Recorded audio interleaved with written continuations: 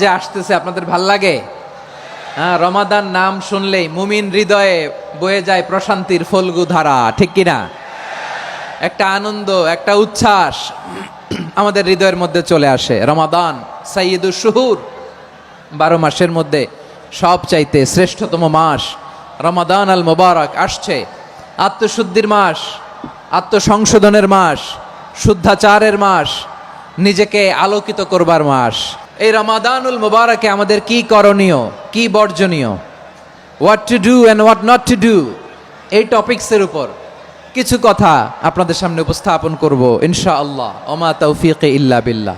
আল্লাহ তাআলা ইরশাদ করছেন, শাহরু রমাদানাল্লাযী উনজিলা ফীহিল কুরআনু হুদাল লিন্নাস ওয়া বাইনাতিম মিনাল হুদা ওয়াল ফুরকান। আল্লাহ বলেন, রমাদান এমন একটা মাস যে মাসে কোরআন নাজিল করা হয়েছে। আর এই কোরআন হচ্ছে বিশ্ব মানবের জন্য পথ নির্দেশিকা, হেদায়েতের সুস্পষ্ট বর্ণনা এবং সত্য মিথ্যা পৃথক করার আসমানি মানদণ্ড রূপে জামিনে আমাদের জন্য কোরআন নাজিল করেছে কে? আওয়াজ করে বলেন তো, আল্লাহর নাজিল করা এই কোরআনে কোনো ভুল আছে? সন্দেহ আছে? সংশয় আছে? বিয়ন্ডলেস, বাউন্ডলেস, বটমলেস, এমন কিতাব যেটা পড়ে গবেষণা করে এর তথ্য, উপাত্ত, ইনফরমেশন, লেসন নিয়ে শেষ করা যায় না। সুবহানাল্লাহ। আল্লাহ বলেন, এই কোরআনকে আমি রমাদানে নাজিল করেছি, যেটা বিশ্ব মানবের জন্য পথ নির্দেশিকা। এতে আছে হেদায়েতের সুস্পষ্ট বর্ণনা আর সত্য মিথ্যা পার্থক্য করার মানদণ্ড, কোনটা সত্য কোনটা মিথ্যা এটা কোরআন দিয়ে ডিফারেন্সিয়েট করা যায়। কোরআন হচ্ছে ফুরকান, to differentiate between right and wrong. কোনটা সত্য কোনটা মিথ্যা, কোনটা ভুল কোনটা নির্ভুল, এটা কোরআন দিয়ে যাচাই করা যায়। চিল্লায় বলেন ঠিক কিনা? এজন্য এই কোরআন দিয়ে আমাদের জীবন সাজাতে হবে। কোরআন দিয়ে জীবন না সাজালে জীবন আলোকিত হয় না। কোরআন দিয়ে পরিবার না সাজালে পরিবার আলোকিত হয় না। কোরআন দিয়ে সমাজ না সাজালে সমাজটা শান্তিময় হয় না। শুধু দুর্নীতি দমন কমিশন দিয়ে দুর্নীতি বন্ধ করা যায় না। কোরআনের আইন বাস্তবায়ন করা ছাড়া এই সমাজ থেকে দুর্নীতি বন্ধ করা যাবে না। চিল্লায় বলো ঠিক কিনা? আমার প্রিয় ভাইয়েরা, এই কোরআন নাজিল হয়েছে রমাদান আল মুবারক, এই বরকতময় মাসে। তাই আমাদের উচিত আসন্ন যে রমাদান আল মুবারক, এই রমাদানে কোরআনের সাথে নিজেদের সম্পর্ককে বাড়ানো। আপনি কি জানেন কোরআন নিয়ে কোন ফেরেশতা পৃথিবীতে এসেছিল? জানেন? ফেরেশতার নাম কি বলেন তো? জিবরিল আলাইহিস সালাম। সাইয়েদনা জিবরিল কোরআন নিয়ে এসেছেন, ফলে উনি হয়েছেন শ্রেষ্ঠ ফেরেশতা। বিশ্ব নবীর উপর কোরআন নাজিল হয়েছে, তাই তিনি হয়েছেন শ্রেষ্ঠ নবী। রমাদানে কোরআন নাজিল হয়েছে, তাই রমাদান হয়েছে শ্রেষ্ঠ মাস। কদরের রাতে কোরআন নাজিল হয়েছে, তাই কদর হয়েছে শ্রেষ্ঠ রাত। আমরাও যদি কোরআনের সাথে সম্পর্ক বাড়াই, আমাদের মর্যাদাও এরকম, আমাদেরকেও শ্রেষ্ঠ মানুষ বানায় দিবে কে? এজন্য কোরআনের সাথে সম্পর্ক বাড়াইতে রাজি আছেন তো? যারাই কোরআনের সাথে সম্পর্ক বাড়ায় এদের মর্যাদা বাড়ায় দেয় কে? শাবান মাস আসলে, রজব মাস আসলে সাহাবারা কি করতেন আসুন আমরা দেখি কিভাবে তারা রমাদানকে ওয়েলকাম জানাতেন। রজব শাবান আসলেই ওনারা রমাদান পর্যন্ত পৌঁছার আকুতি, আগ্রহ আর ফরিয়াদ আল্লাহর কাছে জানাতেন আর বলতেন, ইয়া আল্লাহ, রমজান পর্যন্ত আমাদের হায়াত বাড়িয়ে দাও। আল্লাহুম্মা বাল্লিগনা রমাদান, আল্লাহ তুমি রমজান পর্যন্ত আমাদের পৌঁছে দাও। আল্লাহুম্মা বারিক লানা ফি রজব ওয়া শাবান ওয়া বাল্লিগনা রমাদান, আল্লাহ রজব শাবানে বরকত দাও, আল্লাহ রমজান পর্যন্ত তুমি আমাদেরকে পৌঁছে দাও। আওয়াজ করে পড়ে না আমিন। আমার প্রিয় চাপাই নবাবগঞ্জের ভাইরা, গত বছর অনেকের সাথে আমরা একসাথে রমাদান কাটিয়েছি, তাদের অনেকে দুনিয়াতে এখন বেঁচে নাই, এরকম আছে না নাই? আচ্ছা, এই বছর যদি খুশনসিব হয় আমাদের, আমরা যদি পাই, আগামী বছরও যে রমাদান আমরা পাবো কোনো গ্যারান্টি আছে? তাহলে আসুন আমরা ভেবে নেই, হতে পারে this Ramadan could be the last and final Ramadan in our life. হতে পারে এই রমাদানই হতে পারে আমার জীবনের শেষ রমাদান। তাই আসুন আমরা আল্লাহর কাছে দোয়া করি, আল্লাহুম্মা বাল্লিগনা রমাদান, আল্লাহ তুমি রমাদান পর্যন্ত আমাদেরকে পৌঁছে দাও। আওয়াজ করে পড়েন আমিন। ইবনু রাজাব আল হাম্বালি লাতাইফুল মাআরিফের মধ্যে লিখেছেন, সাহাবারা ওনারা রমাদান কেন্দ্রিক, আমাদের সালফে সালিহিনরা রমাদান কেন্দ্রিক জীবন কাটাতেন। ওনারা রমজান আসার 6 মাস আগে আল্লাহর কাছে দোয়া করতেন, আল্লাহ রমজান পর্যন্ত পৌঁছে দাও। রমজান চলে যাওয়ার পরে বাকি 6 মাস আল্লাহর কাছে দোয়া করতেন, আল্লাহ এই রমাদানে যে ইবাদত করেছি ইবাদতগুলো তুমি কবুল করে নাও। সুবহানাল্লাহ। তাহলে পুরো বছর রমাদান কেন্দ্রিক জীবন। রমজান আসার আগে 6 মাস দোয়া করতো, আল্লাহ আমরা যেন রমজান পাই। রমজান চলে যাওয়ার পরে বাকি 6 মাস বলতো, আল্লাহ রমজানে যে ইবাদত করেছি এগুলো তুমি কবুল করে নাও। সুবহানাল্লাহ।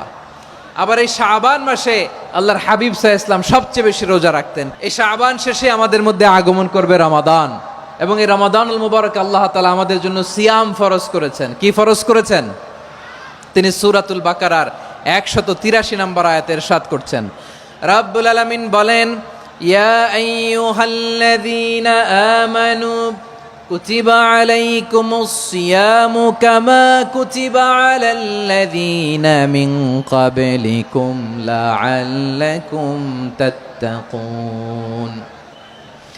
আল্লাহ বলেন, ও বিশ্বাসীরা শোনো শোনো, তোমাদের জন্য সিয়ামকে ফরজ করা হয়েছে, ঠিক যেমন ভাবে তোমাদের পূর্ববর্তী উম্মতদের উপরও সিয়ামকে ফরজ করা হয়েছিল, লাআল্লাকুম তাত্তাকুন, যাতে করে তোমরা সবাই মুত্তাকি হতে পারো। সুবহানাল্লাহ বলেন, যাতে করে তোমরা আল্লাহ সচেতন হতে পারো। তাহলে সিয়ামকে, এই সামনে যে রমাদান আসতেছে আমার প্রিয় ভাইয়েরা, এই পুরো রমাদান ব্যাপী সিয়াম সাধন করা, সিয়াম পালন করাকে আমাদের জন্য ফরজ করে দিয়েছে কে? এটা শুধু আমাদের উপরই ফরজ না, আমাদের আগে যত জাতিগোষ্ঠী এই পৃথিবীতে এসছে সবার উপরে সিয়াম পালনকে ফরজ করেছে কে? তবে ধরনটা ভিন্ন ছিল, এক এক জাতিগোষ্ঠীর জন্য এক এক ধরনের ছিল। আমাদের জন্য সিয়াম ফরজ টানা 1 মাস 30 দিন বা 29 দিন। পূর্ববর্তী অনেক উম্মতের উপর 1 মাস ছিল না, 3টা ফরজ ছিল। কয়টা? প্রতি মাসের 13, 14, 15 ফরজ ছিল তাদের জন্য। কারো জন্য শুধু একটা, আশুরার রোজা। কোন কোন উম্মতের জন্য 10টা। কোন কোন উম্মতের জন্য রোজা ফরজ ছিল মৌনতার রোজা, আরবিতে বলে সৌমুল ইনসাত, মানে সারাদিন খেতে পারবে, পান করতে পারবে, স্ত্রীর সাথে মেলামেশা করতে পারবে, কিন্তু কথা বলতে পারবে না। কথা বললেই তাদের রোজা ভেঙে যেতে। পড়েন সুবহানাল্লাহ। কি অদ্ভুত ব্যাপার, মৌন সম্মতির রোজা। যেমনটি সাইয়্যিদাতুনা মারিয়াম আলাইহাস সালাম বলেছেন, ইন্নী নাযারতু লির-রাহমানি সাওমা ফালান উকাল্লিমাল ইয়াওমা ইনসিয়া। তিনি বলেছেন, আজকে আমি রহমানের জন্য, মানে আল্লাহর জন্য রোজা মানত করেছি, আজকে আমি কারোর সাথে কথা বলতে পারবো না। তো রোজা রাখলে কথা বলতে পারবে না কেন? কারণ ওই শরীয়তে রোজার বিধান ছিল সকাল থেকে সন্ধ্যা খেতে পারবেন, পান করতে পারবেন, কিন্তু কথা বলতে পারবেন না। কথা বললেই রোজা ভেঙে যেত। সুবহানাল্লাহ বলেন। তাহলে সব জাতিগোষ্ঠীর উপরে রোজা ফরজ ছিল, কিন্তু ধরনটা ভিন্ন ছিল। মজার ব্যাপার হচ্ছে, আপনি বর্তমানেও বিভিন্ন ধর্মের দিকে তাকান, বৌদ্ধ ধর্ম, হিন্দু ধর্ম, খ্রিস্ট ধর্ম, তাদের মধ্যেও রোজা আছে। ইংরেজরা, খ্রিস্টানরা এটাকে বলে ফাস্টিং। কি বলে? ফাস্টিং। আমাদের হিন্দু ভাইয়েরা বলে উপবাস। তারা কি বলে? উপবাস। আবার এখন আন্দোলনেরও একটা মাধ্যম হয়েছে এটা, না খেয়ে থাকা। এটারে বলে অনশন। এটারে কি বলে? অনশন ধর্মঘট। মানে আমাদের দাবি না মানলে আমরা খাবো না, রোজা রাখলাম। তারপরে আধুনিক বিজ্ঞান এটার একটা নাম দিয়েছে না খেয়ে থাকাকে, অটোফিজি। কি বলে? অটোফিজি। জাপানের এক চিকিৎসা বিজ্ঞানী এই অটোফিজির উপর গবেষণা করে সে নোবেল পেয়েছে। এজন্য আল্লাহ তাআলা আমাদের জন্য গোটা রমাদানে এই সিয়ামকে ফরজ করে দিয়েছেন। আওয়াজ করে বলেন আল্লাহু আকবার। রাব্বুল আলামিন বলেন, ইয়া আইয়ুহাল্লাযীনা আমানু কুতিবা আলাইকুমুস সিয়াম, সিয়ামকে তোমাদের উপরে ফরজ করা হয়েছে, কামা কুতিবা আলাল্লাযীনা মিন ক্বাবলিকুম, যেমনি তোমাদের পূর্ববর্তীদের উপর রোজা ফরজ করা হয়েছিল, লাআল্লাকুম তাত্তাকুন, যাতে করে তোমরা আল্লাহ সচেতন হতে পারো, যাতে করে তোমরা মুত্তাকি হতে পারো। লাআল্লাকুম তাত্তাকুন, যাতে করে আমরা আল্লাহ সচেতন হতে পারি, আল্লাহ কনসিয়াসনেস আমাদের মধ্যে গ্রো করে। এটা হচ্ছে রোজার প্রাইম অবজেক্টিভ।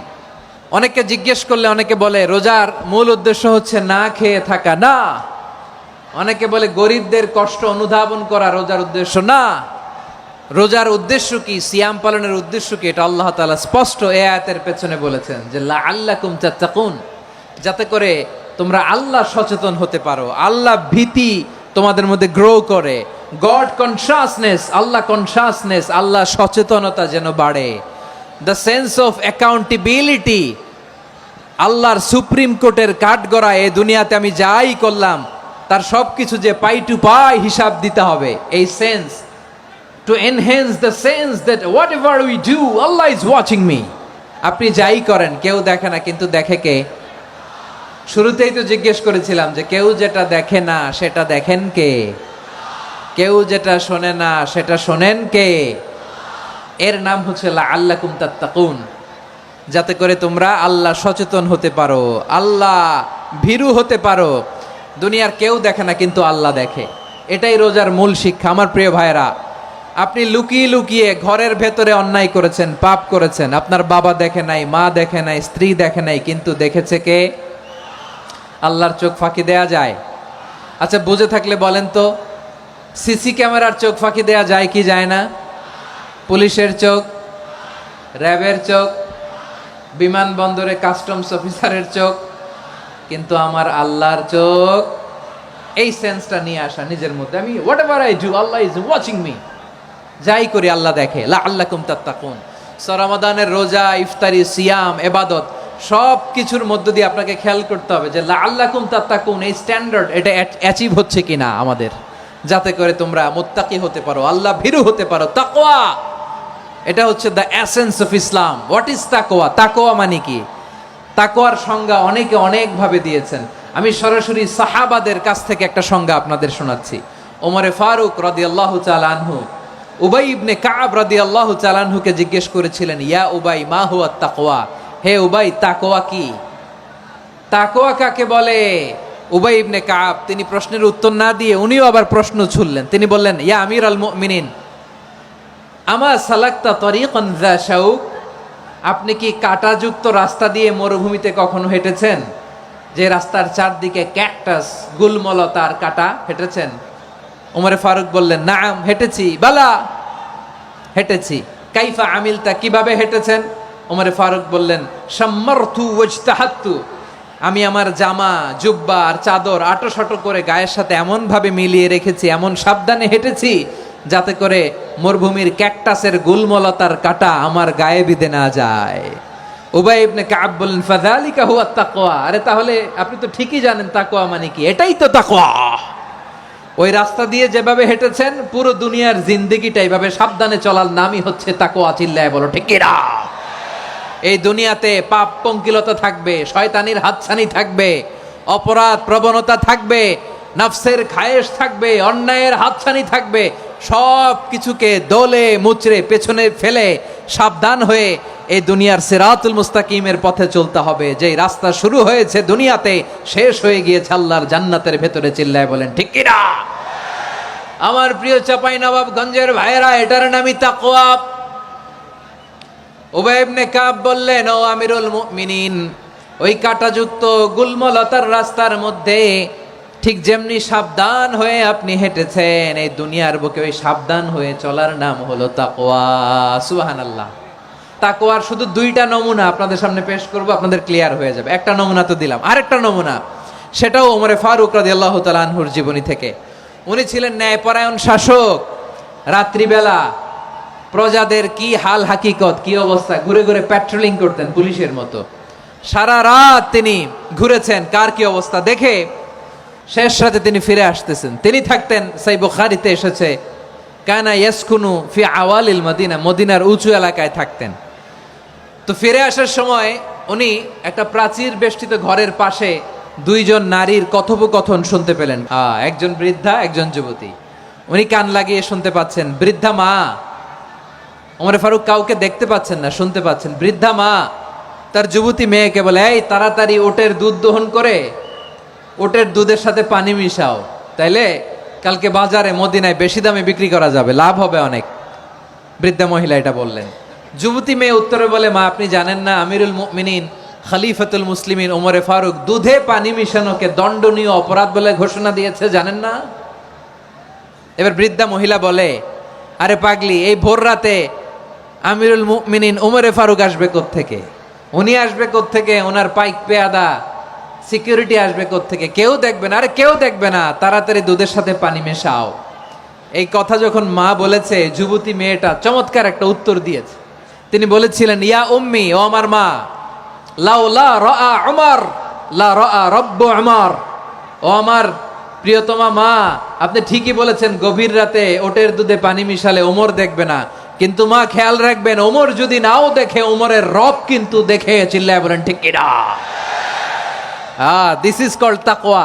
এজন্য রব্বুল আলামিন বলেন, লা তুদরিকুহুল আবসার ওয়া হুয়া ইউদরিকুল আবসার ওয়া হুয়াল লাতীফুল খাবীর।